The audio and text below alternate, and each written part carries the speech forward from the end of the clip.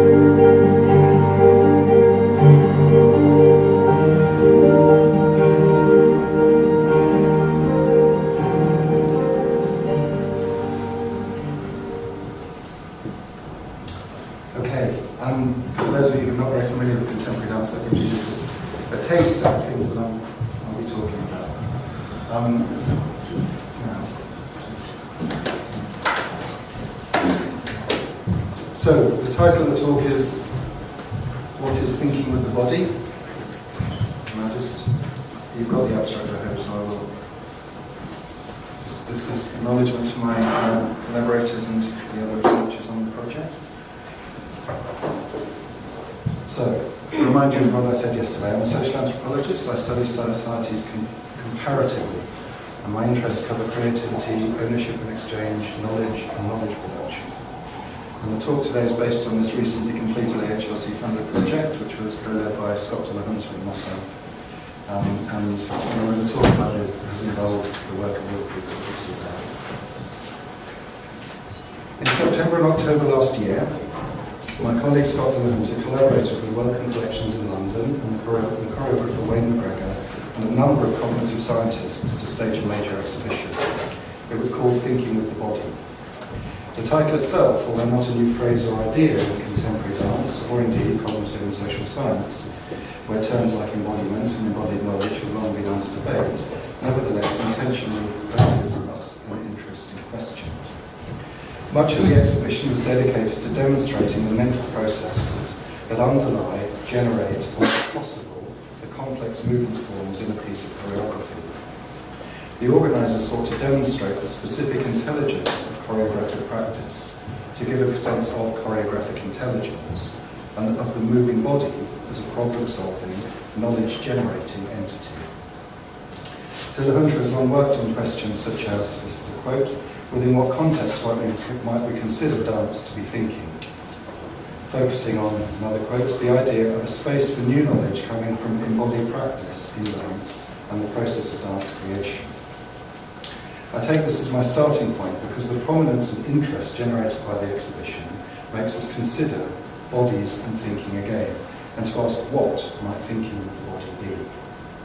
The question, just like the exhibition and the research and collaborations that it highlighted, does not exist in a vacuum. The contemporary world that we inhabit is one in which innovation, creativity, and knowledge itself are seen to be desirable and valuable.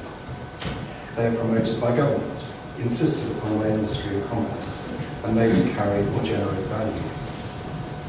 The context of your consortium is one in which an openness to new sources of knowledge and to new possibilities to extract and make useful knowledge from hitherto overlooked domains is quite palpable.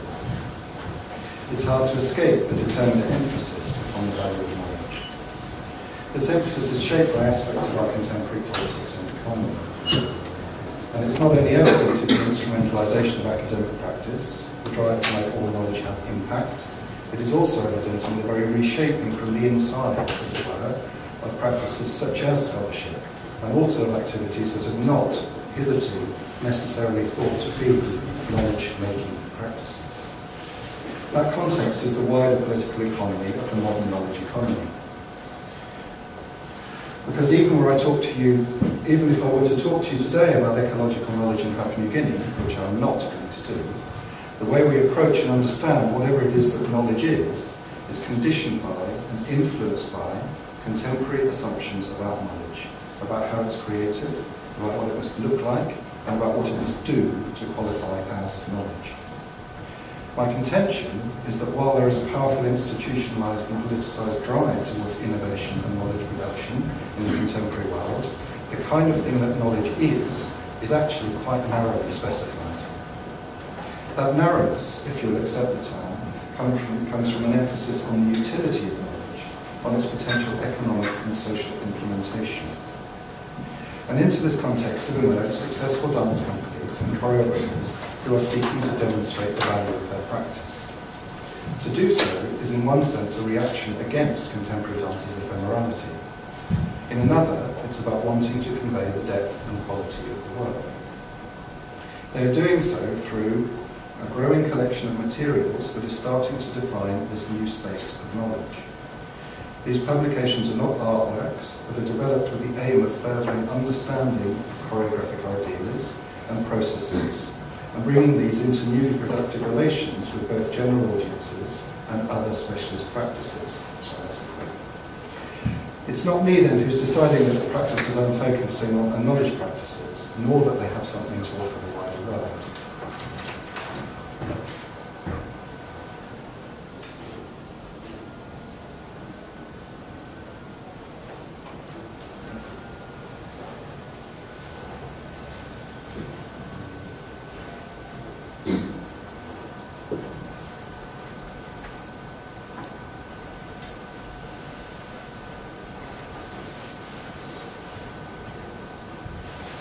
Contemporary dance practitioners are seeking what they call self-determined ways to demonstrate the intelligence and thinking involved in movement. Thinking with the body is just one instance. It's just one instance of an insistence on knowing and knowledge as an outcome of choreographic creation.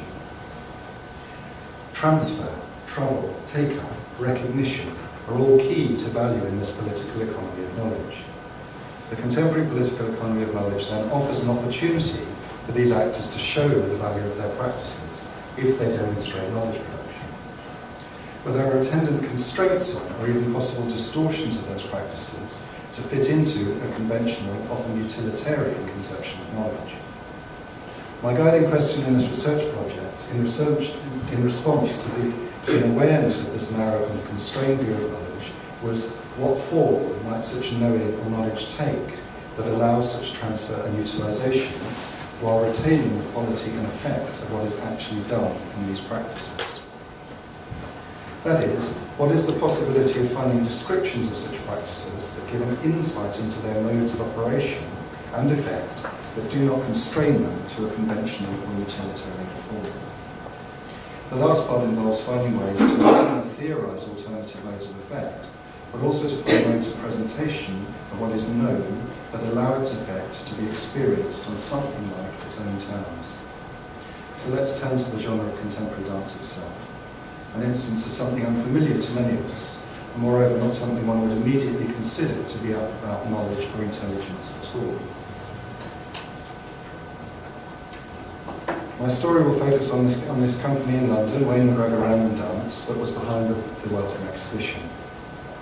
My work with them actually started in the context of this dance company's involvement in research projects with scientists designed to investigate and comprehend the creative process of dance making.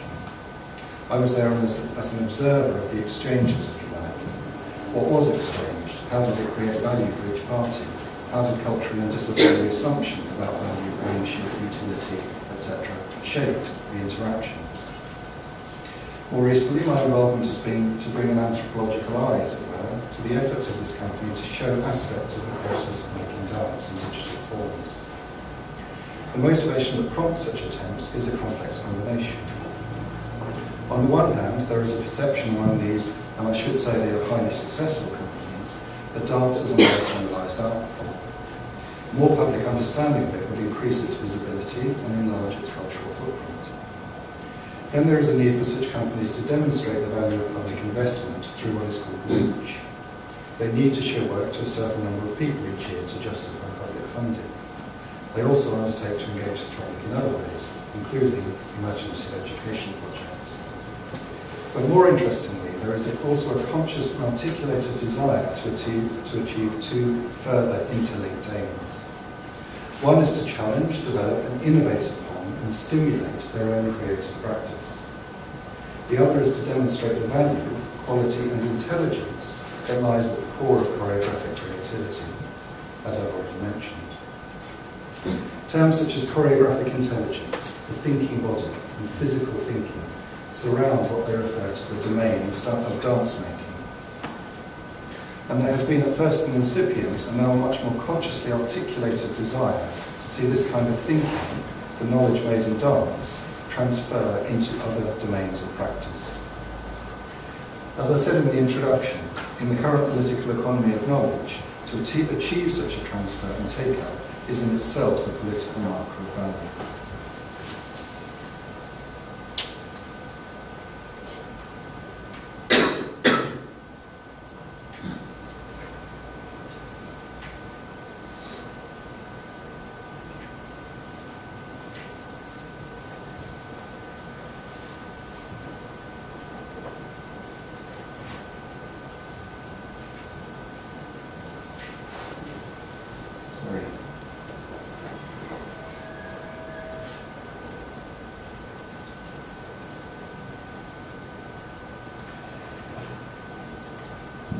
Thinking then. When cognitive scientists first started researching the creative practice of Wayne McGregor, they were forcefully struck by two things. These were image-based tasking and the use of notation. McGregor, in keeping with many in the genre, uses what's called tasking to make movement material. Some terms might be helpful. The choreographer aims to give each dance piece a unique signature. This comes through developing a distinct vocabulary of movement in each case. The pieces that McGregor makes with random are always made from scratch. He will have an idea, a shape, a theme, an area of reading or investigation in mind. On day one in the rehearsal studio, the group of 10 dancers begin to explore these themes and ideas. They begin to develop movement phrases based upon responding to particular tasks. At points in his work with random, McGregor has used the image of Leonardo's Vitruvian Man. The image alerts the dancer to the body situated in a space composed of points, lines and planes. In order to make material, the choreographer will set a task based on moving in this imagined space. The simplest idea: describe a space around your body with the body at its centre. Move along axes or in relation to points. Describe lines and shapes of your body. Transpose these into other regions or use different parts of the body to describe the same movements. A quote from Scott here. For McGregor, instructions stimulate a certain interior landscape of thinking that should bring intentionality to the dancer's performance, rendering visible what the dancer is paying attention to during the execution of the instruction or task. Tasks also support the dancers in their exploration of novel, non-habitual movement patterns that are often described from a conceptual or thematic starting point. These tasks are not random in their generation. They are inspired by or conditioned by certain stimuli such as readings or music, or in the case of the footage that you're from the studio that you're watching here, a digitally rendered 11th dancer. But to mention that here is to get ahead of myself. The consequence is a gradual build-up of sequences of movement, repeatable, transferable movement phrases that can be put together to develop a vocabulary for the work.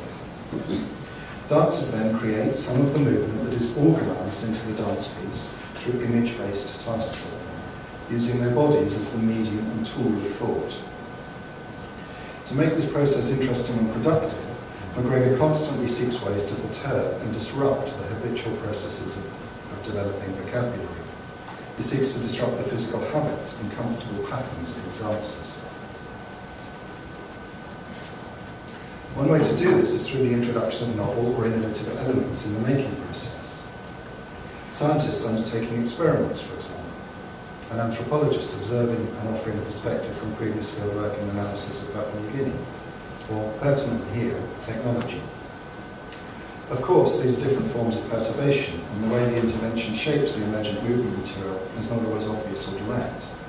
However, it is a constant in his practice to disrupt the habitual movement and process of himself and his dancers. And we'll come on at the end to why I think this is actually a central element in the kind of knowledge production that contemporary dance is. But in this context, long before the collaborations with scientists, McGregor had approached researchers in the field of dance media and digital technology to discuss the possibility of an independent dance entity, a choreographic agent. That is, an entity that could respond to and solve the kinds of choreographic tasks he set for his dancers. This was never intended to replace the dancer, but as a way of generating a different kind of movement material in the studio, to explore in another medium choreographic thinking and making. What, though, would an artificially intelligent choreographic agent do? As Dillahunter describes, the field of artificial intelligence, with its communities of practice largely motivated by non-art engineering goals and computer science research questions, proved to be a difficult one within which to find a tractable approach for building choreographic tools. The conversations with computer scientists and artificial experts in fact got nowhere. There didn't seem to be a common ground, a common description of what choreographic problem solving or thinking was like. And that was where the collaborations with cognitive scientists found their long-term gold. Initially, just another mode for enriching his studio practice, for gaining information from science about dysfunction and perturbation in movement, the contact with particular cognitive scientists became an opportunity to develop nuanced and detailed descriptions of the choreographic thinking process, of how dancers went about solving the tasks they were given by the choreographer, and thus how the movement was being generated in the studio. As I said, their focus has been on how images are generated in the mind, on how spatial imagery operates, how the various forms of movement are followed by, given shape by these imaging operations. Given that physical memory and kinesthetic intelligence is so extraordinary among these dancers, there was also investigation into how accurately movement is repeated, how dancers can automate and maintain movement, and so on. And notebooks were of particular interest to some of the scientists, looking at how physical knowing is distributed in objects and inscriptions. Now, if you'll forgive me, rather than carry on with the narrative for the construction of this entity for use in the studio, I want to pause for a moment to consider what it means to call what is made in the studio a kind of knowledge. Clearly, from the brief descriptions above, there is mental activity involved, and I hope that you will allow that there is a form of thinking and problem solving happening here that is qualitatively different from other modes of reasoning. What then is the knowledge potential of contemporary dance practice? What kind of exploration and into what subject?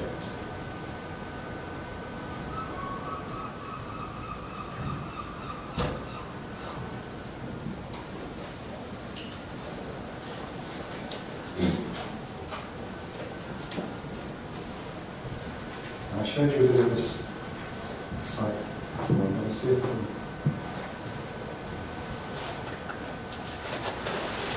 can get it to start up again, because it has a nice introduction. One answer comes from looking at a small selection of the work of the prolific choreographer William Forsyth. This website, an example of what we call a choreographic object, called Synchronous Objects, was developed by a team at Ohio State University and released in 2009, and it gives one form of an answer to the question that I asked before. What is the knowledge potential of contemporary dance? The site offers a suite of tools and visualizations that to comprehend and extend the exploration of structure, space, rhythm, counterpoint and coordination contained within one short dance piece.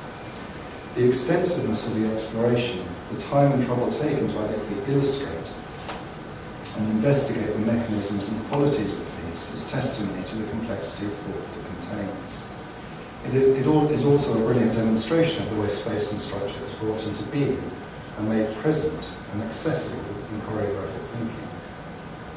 Synchronous Objects is kind of after the fact, however. It takes the piece as made and reveals layers of complexity and complementarity. It suggests modes of visualization that allow what is known in this physical thinking to be transferred into other domains. And this was deliberate.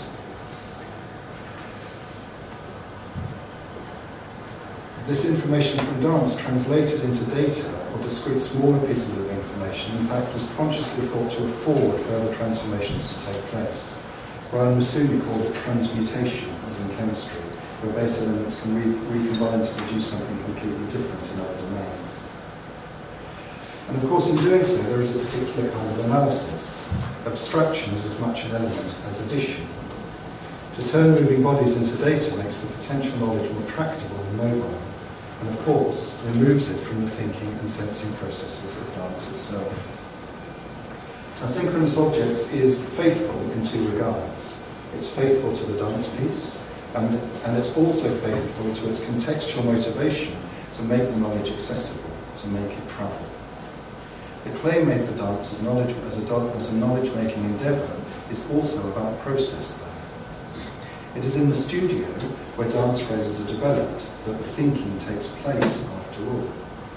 So choreographers have also focused their efforts on codifying, revealing and offering entry into the actual making process. The moving itself, as it were, is a unique knowledge practice. And this is where we come back to the investigations of cognitive science and their shaping of a choreographic agent and McGregor to use in the studio. McGregor's aim was always to help them explore this process, to understand it better and thus have more sense of how to innovate upon it. Of course, working with other disciplines brought their ambitions and vision into the project as well.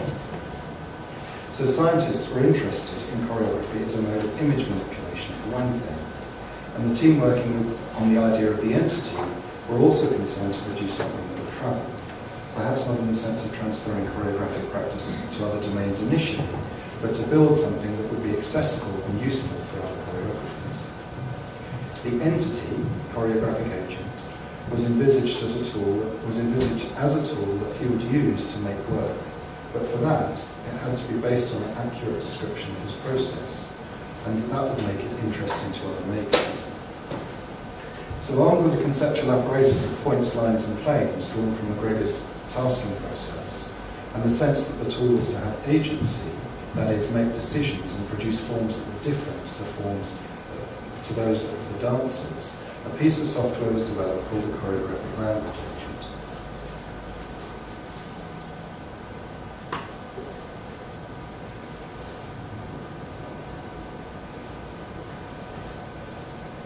I think we've been working on this aspiration to have an 11th dancer in the studio, which has agency, autonomy, and intelligence, and kind of choreographic thinking at its base, but that it generates different types of behaviours or expressions that we can work with for a long time, and it's come in kind of lots of very different iterations. The starting point for our research with Wayne McGregor was to look at the way that he describes the things that he's doing.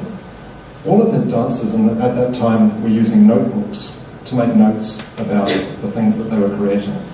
I spent a lot of time looking at those notebooks. They contained sketches and little diagrams. So we felt when dancers and choreographers are talking to a choreographic language agent, they should use the kind of language that they're familiar with. So the CLA was an attempt to get Wayne halfway towards the cold, concrete, formal language of computer programming. So it was really constructed as a tool, as a computer for strange geometric operations that may or may not be of interest. So the heart of it was a programming language. So that was sort of the first encounter, the first attempt I had to really find something intermediate, like between my work and his. What came out of that was really, I guess, a series of experiments with dancers and encountered this. But it was sort of emphatically a tool. It was something that they had to use and figure out and deploy and maintain. It was something they had to use again. So we had Choreographic referred to the user's ability to shift points, lines and planes around in a 3D virtual space. Language referred to the fact that it could be instructed to make transformations on spatial structures. In this, it mirrored the choreographer's process of tasking dancers to respond to constraints and stimuli. And agency was in the program's unique capacity to generate movement sequences and images based on an application of rules and preferences built into its functioning. What in effect was built under De La Junta's direction was a kind of prosthetic dancer's brain. The dancer and choreographer could specify and delineate an initial form or shape in 3D space, and then direct the software to perform transformations upon that shape, inscribing the development and transformation of its form as it manipulated the image. The CLA was a specialist piece of equipment, and for all the ambition to make it available as free software online, or as something that you could carry around in airports, etc., the prototype built from McGregor to use in the studio was physically and technically involved. This was a function of keeping close to the different elements of the specification outlined above. It fulfilled the aim of notating past iterations of movement, of gathering, of generating and manipulating 3D images and so forth. But when it came to actually using it, it seemed hard to sustain the interest of the dancers or of McGregor himself. The video you saw was in fact a very rare instance of its use. Now that outcome was the spur for my re-involvement, if you like. My interest, as I've said, is in creative process, but in a particular sense it was a relational and distributed emergence. My secondary question is to ask, what is it about movement and choreography that constitutes it as thinking, as a way of knowing the world? Whereas the CLA presented a version of a technique for making material, it was clearly missing something. An element of the thinking, or a quality of the process and outcome, was not present in this prototype. Here is another choreographic object.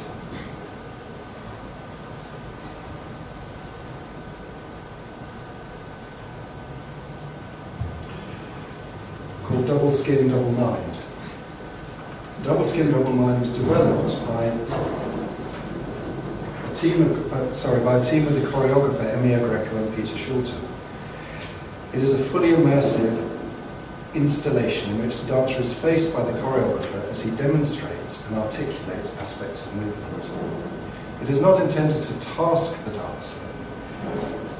It is not about the manipulation of spatial imagery in the brain and then the body, although in fact this video just look at what it looks like. You know what it normally is the choreographer standing in front of the dancer and yes, I just couldn't find that. So anyway, so instead of tasking the dancers, first focused on giving access to a particular way of moving, central to Emire's process, about developing a feeling for the unfolding of intention through movement. It allows an experience of working with Emile on aspects of feeling, sensing, breathing and moving. This choreographic object throws into relief, if you will, aspects of the CLA and also of the synchronous object site I showed you. Like the CLA, it is about process, about supporting a kind of making in which knowledge and material come into being. But unlike the CLA, it is not based on a series of scientific abstractions of the process. It is very much about and through the body that knowledge is transferred. Made initially for the company of educators and trained dancers, the potential of capturing intention to convey Emile's process to a wider public, and as such to work as a pedagogical tool in dance schools, or even in theatre foyers, was something that emerged. It alerts us to another aspect of choreographic thinking. Dancers and choreographers talk all the time about the body as being their tool, about bodily intelligence, about signature movements and bodily habits, about challenging and pushing the body, about investigating the body and its possibilities. It seems obvious, of course, they're dancers, but for some very particular outcomes of ethnographic engagement with McGregor and his company focused my attention on the body in a specific and I think interesting manner. Asked why the CLA had not been of much use in the studio,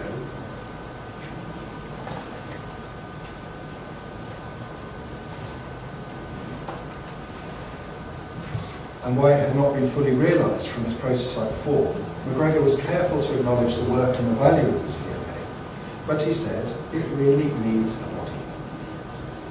Elaborating in essence, he suggested that the CLA was not interesting for him or his dancers in the way that a body is interesting.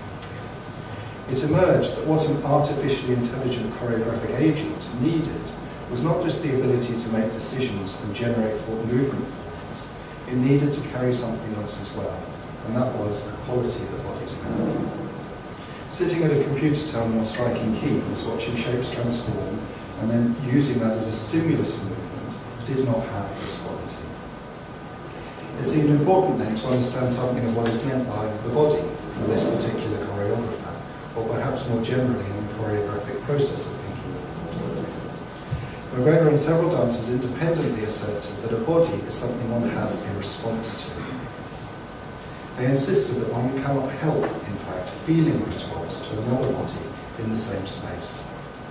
There is a quality to bodies that we feel, and in that feeling, the kinesthetic, as much as an emotional response, is central. Bodies attract, repel, move other bodies.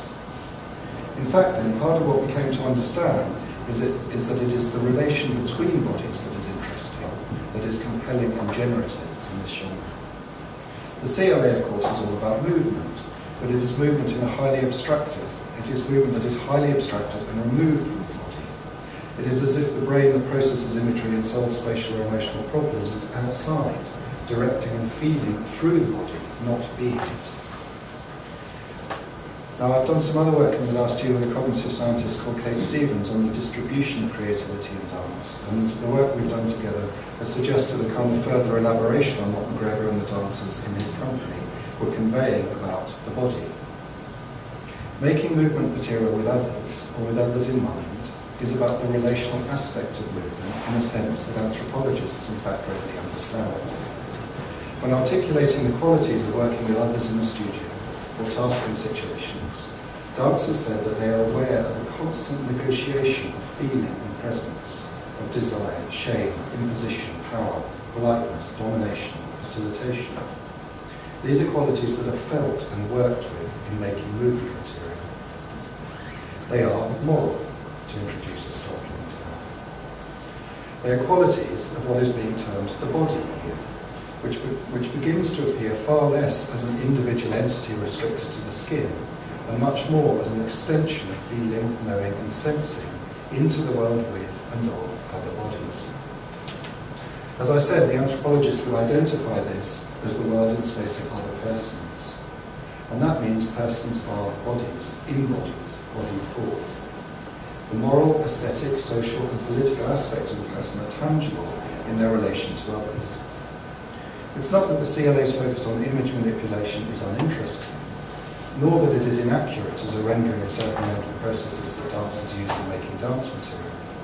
But these mental processes are not abstracted from the body in that making. They cannot be, as to be of use to the choreographer. They are within the body as an extended and relational entity.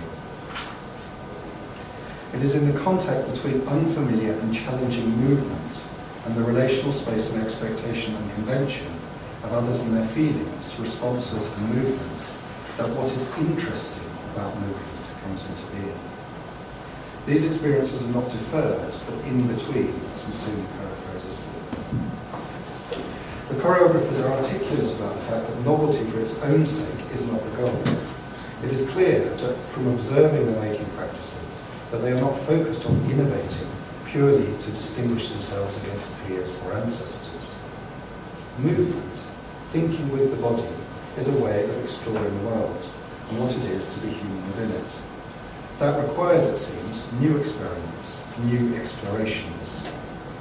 To make this work is to commit to exploration and experiment with the body as the tool and vehicle. We are left again with the question of what the body is, and more properly, what the body is in potential, what possible exploration, experiment, engagement and knowing can be made through thinking with the body.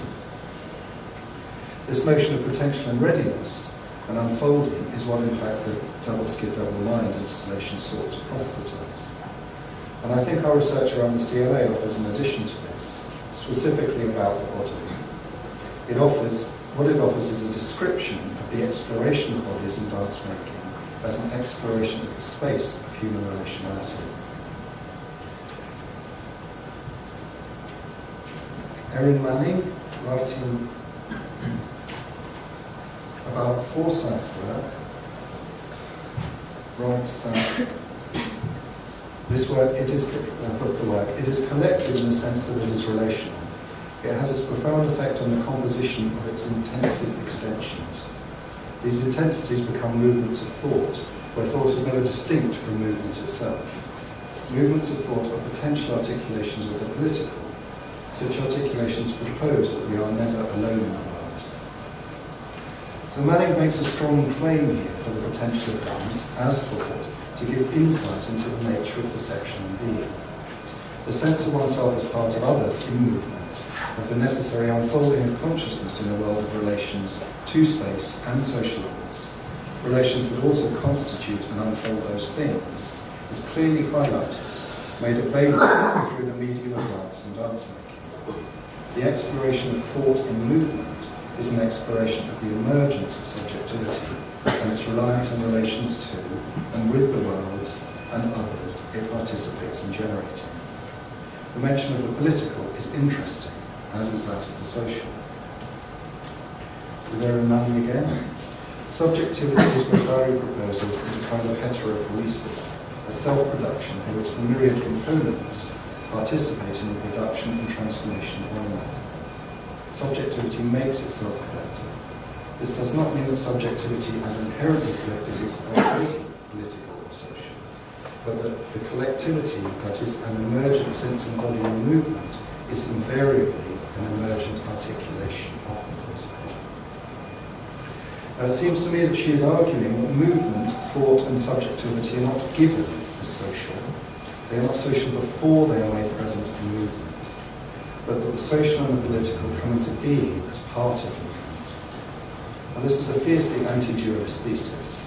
The social and political cannot pre-exist movement and relation because they are always made into being in movement and relation. Dance is a modality in which this coming into being is explored in experimental, innovative patterns and events. It is thinking precisely because thinking in movement is an exploration of the unfolding human relation. Manning's argument adds the weight of philosophical language and conceptualization to the outcome of our investigations into the qualities of movement made with others. It fleshes out, perhaps, recap some of what is interesting about a body for McGregor and his dancers. The exploration of subjectivity, of consciousness of self and other, and of the political, moral, social dimensions of these experiences is undertaken by making them present through moving with others, or for others, or in relation to an idea of others. The political here is a micropolitics of realising an extended around coexistence, domination, facilitation, and so forth, as events of specific interaction. The experiment is also the experience, and thus something is known, we might say, in dance, and in choreography, and in choreography's attention to these elements. That attention is focused on finding what is interesting in movement, and as such is focused on what we know and can know about the world by the movement we make in it. In the emphasis on disrupting habits, exploring novel and non-intuitive modes of provoking and developing movement, in making new forms, these choreographers are utilising the body as a tool for thinking.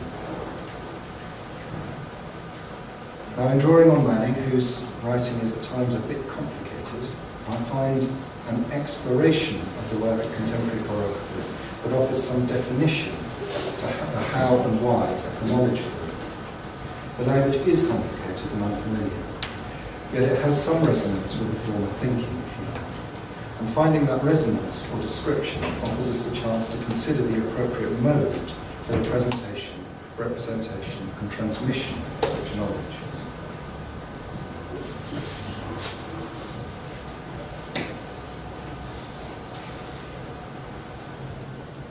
Sorry to be so close.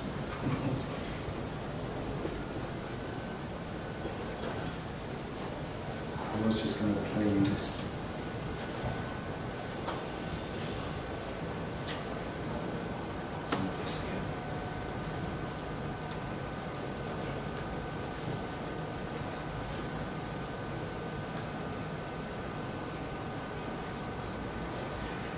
Discussions with McGregor about the body, which he generously referred to as bringing an anthropological perspective to the company, to help the company explore what a body is, resulted in new understandings of what the choreographic agent might be.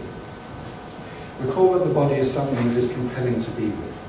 It has presence, and that presence has an effect. McGregor said you cannot be in the same space as another body and not feel a response. That we may or may not actually move is not the point at all. Bodies elicit responses in other bodies. And these responses are both emergent and in the particularity of the relationship and conditioned by morality, personal history, convention, innovation, daring, etc. The qualities of the body that are interesting then are to do with its capacity for elicitation and the elicitation of a specifically kinesthetic response. Masumi and Manning have defined this, have termed this rich form of kinesthetic emotional relation. What emerged about the process of creative work was that choreographers used specific techniques, tasking, image-based manipulations, improvisations, to generate new or unfamiliar habit-breaking movement. What is interesting in that movement is something to do with the quality of the body's relationality, its presence as a social entity, eliciting feeling, response, and movement in others. When McGregor, with his expertise in working with bodies, says the CRA needs a body, this is about qualities that bodies have in relation. Now, creativity is not abstract. It is always specific, and perhaps it would be even more sensible to say that creativity doesn't exist at all. It is always only the process of making and bringing something particular into being. The body, too, is not abstract. Within bodies, movement is always about those bodies that are moving and being together. So we, Scott and I, specified some new parameters for a remade choreographic language agent. The parameters were simple enough. Whatever the entity was to become, it needed to be compelling to be with and elicit kinesthetic response. We suggested that it had to be human scale, that it would work towards or try and solve movement tasks in its own way, a way that was recognisable as a kind of human movement. The digital artists Mark Downey, Nick Rothwell and Open Enders Group made a piece that they called Becoming in response to these parameters. And you'll see the dancers work with this thing that they call Becoming. What is clear is that in this context, a representation of the body is not the kind of body that's required. We are instead looking for something in the space that you can't help respond to. The fact that McGregor chose to use Becoming in the studio was, of course, a success for us. But in the context of the research I've outlined, what is really interesting about it is the way it takes something of the knowledge form that is contemporary dance and makes it available, presents it outside the context of the studio. It was an experiment in capturing something of the knowing that choreographers work with and to present that in another medium and form, without undermining its quality or mode of effect. To be with this strange entity is to feel something of the capacities of body to elicit emotional relational response. So if you can bear it, I've got a conclusion where I return to my initial question. What is thinking of the body? Well, you've heard that choreographers understand the body as intelligent. They talk of bodily intelligence and physical thinking. And to be frank with you, until quite recently, these were phrases that just went over my head. I think just like the psychologists, I had little idea of the meaning of these words, other than as a metaphor. It's quite clear how skilled these dancers are in movement, but why call it intelligence? Why call it thinking? Well, McGregor will say, and you can find him online doing so in many places, that you have no idea how intelligent your body is. Not only can you regularly and reliably pick up a cup without spilling the contents and ride a bicycle, at a level of incredible sophistication you operate within the same space as other bodies that are other people all the time. Deportment, composure, attitude, convention, politeness. We are constantly negotiating and manipulating the spaces we occupy with others, in fact, whether they are there or not. Bodies are things that are always eliciting and provoking a response. We feel them, we think through and around them, and we respond to them. Response is all about the experience of a relation to others. Continual calculations and judgments being made by two bodies in the same space about obligation, cooperation, domination, discomfort, shame, desire. These are what bodies are in this context.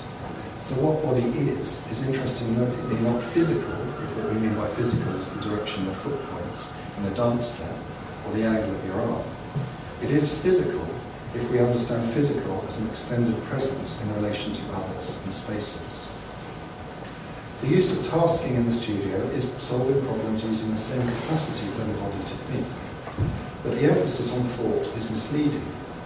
It is easy to see why it's been emphasised, but it is a potential misdirection, which was made very visible by the CLA.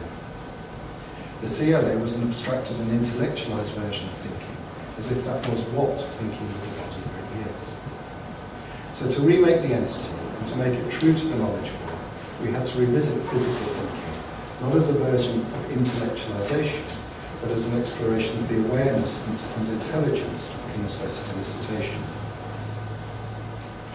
Becoming, the artist's name for it, was an experiment in a contemporary form of knowledge that tried not to collapse what that kind of knowing is into conventional representation. Becoming is a strange form in space that elicits a response in movement, as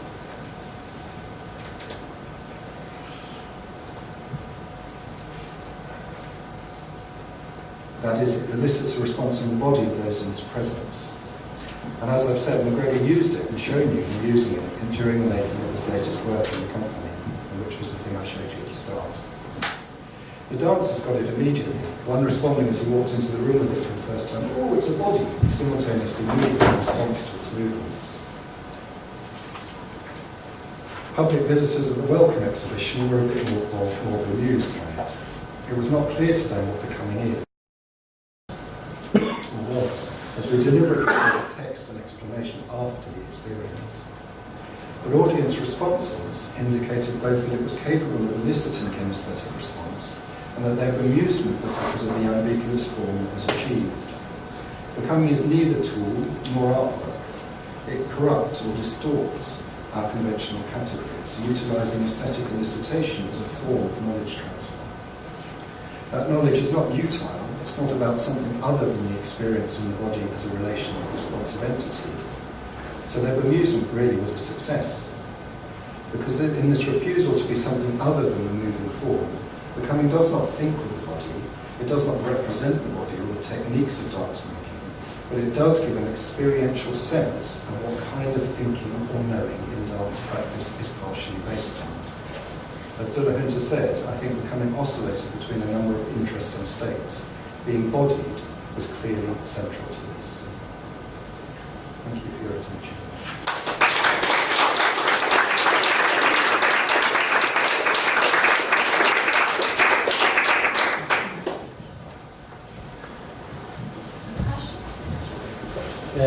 Yeah, this might be quite a long question. I gave you a long talk. Yeah, you sort of focused on sort of the embodied cognition idea, and the sort of the language you're using most went towards like sort of group cognition. So like the people are the components of the neurons, and they sort of communicate with each other, and that makes some sort of consciousness among the dancers. And yeah, I thought that might be a nicer interpretation, because the dancers are kind of faceless. They wear the same clothes. They don't really have much personality. They don't seem to think by themselves. They seem to sort of react. And for me, when I watch dance, it's more that together they make some sort of profound consciousness of interacting with each other, repelling and attracting, much like neurons do. So would that work as an interpretation? I think probably once you know the dances, then they don't seem so enormous. Yeah, but on the stage... But I understand what you're saying, and I like it, because you're picking up on the idea of something emergent there, which is not the bodies themselves. There's something which is the relationships between the bodies. And in fact, that's what I think this research has kind of unveiled, that the body is not limited to the skin. The body is actually about its relational capacity to engage with animals, and it's almost that as the material that's being manipulated in this choreographic practice. So thank you. I think that's really good. Thank you for your talk. There's a lot to talk about, so I'll try to keep my comments quick. I have a short question and then a bit of a follow-up. Okay. Did you and the other investigators try to dance? Did you try to experience the movements? That is a short question. Some of my collaborators are from the dance domain, so they move all the time. I'm not very moved. But yes, the idea of becoming was that it elicits response. So I, of course, subjected myself to engaging in becoming. I think one of the difficulties of trying to translate a knowledge in one domain to another is it's very much like trying to describe the color red using music. The mappings are somewhat arbitrary, and they really are very personal. You mentioned a lot of terms around dance and the body and the moving body. And for me, one of the things that's so amazing about dance is things like pleasure, which I was waiting to hear, or satisfaction. And because there's such pleasure in movement and coming to a kind of tension, seeing bodies do impossible things and then kind of resolving itself to something. Thank you, that's very helpful. I mean, I would add that to my list of things that the movement is feeling is generating, so that's very useful. But I hope that you enjoyed the first 3 minutes, which is just really A lot of questions. Go there. Can I make a comment? Before I do, I just want to preface it by saying, I'm not as articulate as you are about these things, but also I'm not trying to be reductionist. But it seems to me that you're bringing cognitive science and manipulation of symbols and that into choreography. You seem to just float over the top of movement science. Yes, because I'm an anthropologist.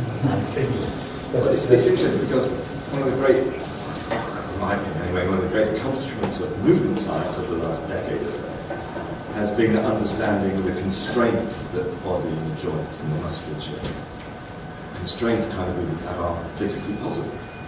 But also, you can see the beauty of the movement in these constraints, particularly what the brain imposes on themselves. I can say more about it, by the way. So it seems that it's a bit like studying language and not really looking at how the tongue and the lips move. There are only certain ways you can do it. Or painting, you've got to understand colour to paint with colour. And it seems to me that there's a more depth to this if you incorporate the wonders of movement science as well. Thank you. Well, I will take that as a start. I think that my other response would be, you can see that's clearly not my interest. My interest is try and articulate something about what's happening in relationship with the thing that we take for granted, that we don't see. Everyone focuses on what is the physical entity. There is something which is emergent between what we see, which is actually the material is being worked with. I totally see it, but what can emerge is constraint. And it seems to me if you can understand those constraints, I don't know, you can violate them if you understood them. But not understanding that is kind of sort of a bit phenomenological, sort of. But that's just. Yeah. So I've come from a very different background, and so what I'm going to do here is try to make robots do stuff. And when you do this, if you when you program something, if you try to write 10,000 lines of code and then hit run, it's not going to work because you have 1,000 different things that are going to work at the same time, and you're never going to figure out what are the main problems. And so what I'm thinking of, when I'm approaching the idea of embodiment, I think to think about something like rock climbing, which is something that I do also, and I'm good at that than at dancing. And you also get you get a very different kind of thinking that is really about the body. You're really thinking with the body, and so people could rock climbing ways problems, but they're not problems that you can solve like a mathematical problem. It's really problems that you solve with your body. And my impression during the talk was that we moved from seeing dance as 2D or even 3D images to all of a sudden we make this jump to politics, social relationships, morality, convention, which I'm certain occur, but at the same time, I feel that if all of that is needed at once, then it's an impossible task. And that could be my comment. What about starting slowly and just adding the physical body in the program, just adding like a mannequin that just goes around a little bit, and maybe the dancers can fill in everything else. Well, I can only answer you that was completely, that it was, McGregor always said he doesn't want to show the image of the body on screen. It's just not interesting. So, I'm sorry, there was a long question, there's lots to it. It's a bit of a poor response, but really quite error. It's really not about a representation of the body, that's not what sculpture is. It's about finding some quality in movement, in being in the presence of others, which is not about, you can't do through that kind of representation. I'm interested in your work. You said that our body is not an abstract one. Do you think that our mind, which is of course in our body, is an abstract entity? Does it feel like one to you? Sorry? Does it feel like one to you? I don't know. There are many controversies regarding this aspect. Maybe you have like a particular. Yes, you see, I'm reporting on cognitive science. It's not really what I'm. No, I don't feel like my mind's abstract at all. It's always focused on a particular thing, isn't it? It comes into being in its engagement with you people in this room now, or the bicycle out riding, or the thing you're trying to call it. I think that there is no abstract mind. There is emergent. I think I wanted to comment on this point that came out in some questions, that how far what emerges in systems of, let me say, interacting particles, right, is constrained by the nature of those particles, right? Is the body really close to constrained? And to me, that seems a little bit like saying, if you want to build a house, surely the house you can build is constrained by the properties of atoms you build it from. Yeah. But doesn't mean you need to study atoms to understand how houses are built and work. And the others more. I think that's the fundamental insight of our complex systems is that the parts don't matter very much, and the nature of the interactions matters much more for the macroscopic behavior. Got time for one more. Did you want to ask? Oh, sorry. Yeah. Very interesting presentation. And my question comes from a discussion I had before with Michael, because I was once explaining to Michael about how what we do. I'm a dentist, so what we do to manage an anxious patient, anxious child. And there's kind of this movement between the hygienist and the dentist trying to play around with the tools so that the patient doesn't see. So Michael pointed out there's a choreography, and it kind of, when you were talking about simulations of bodies and kind of the transformation knowledge, the transfer of knowledge, kind of the thing, what I was thinking is that we are building kind of a knowledge base about how we have these relations to make this environment to be in a certain way, but we usually study the knowledge as being the dentist's knowledge or the patient's knowledge and how they do it rather than the relation of it. So it kind of, so my question is more about how you see what you see here in artistic relations and how people build up this kind of, in a non-artistic environment, an artistic relation, not realizing that they're constructing knowledge. And I'm not sure that is a question. No, I'm just asking for views about what do you think about based on your experience and the kind of the case that I kind of had. So. Well, I think you're asking for a particular kind of knowledge transfer. I mean, you're talking about what we could understand from this that might be applicable in healthcare domains and so forth. And surely there is something which one could take from this, which I think you described, that thinking about how you're positioning yourself in space with others is an important part of successful interaction, and a successful part of making other bodies come into being in ways that might, condition how they respond and how they react. Thank you. Okay, let's move on. Right.